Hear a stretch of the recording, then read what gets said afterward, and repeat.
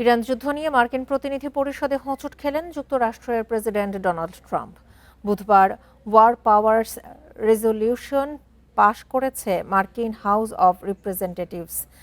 প্রস্তাব অনুযায়ী মার্কিন কংগ্রেসের অনুমোদন না পাওয়া পর্যন্ত বন্ধ রাখতে হবে ইরানের বিরুদ্ধে যুক্তরাষ্ট্রের যুদ্ধ। ডেমোক্র্যাটদের নেতৃত্বাধীন এই প্রস্তাবে সমর্থন জানান রিপাবলিকান 4 আইন প্রণেতাও। ভোটাভুটি শেষে প্রস্তাবের পক্ষে পড়ে 215টি ভোট আর 208টি ভোট পড়ে প্রস্তাবের বিপক্ষে। কংগ্রেসে পাশ হলেও এই প্রস্তাবটি আইনে পরিণত হওয়ার সম্ভাবনা কম, কারণ এই প্রস্তাবটিকে আইনে পরিণত করতে প্রেসিডেন্ট ডোনাল্ড ট্রাম্পের সই প্রয়োজন। সেক্ষেত্রে তিনি তার ভেটো পাওয়ার ব্যবহার করবেন বলে ধারণা করা হচ্ছে।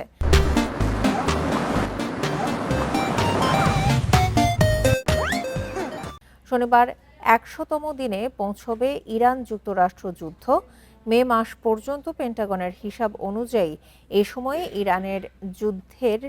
ইরানের বিরুদ্ধে যুদ্ধে যুক্তরাষ্ট্রের ব্যয় হয়েছে $2,900 কোটি।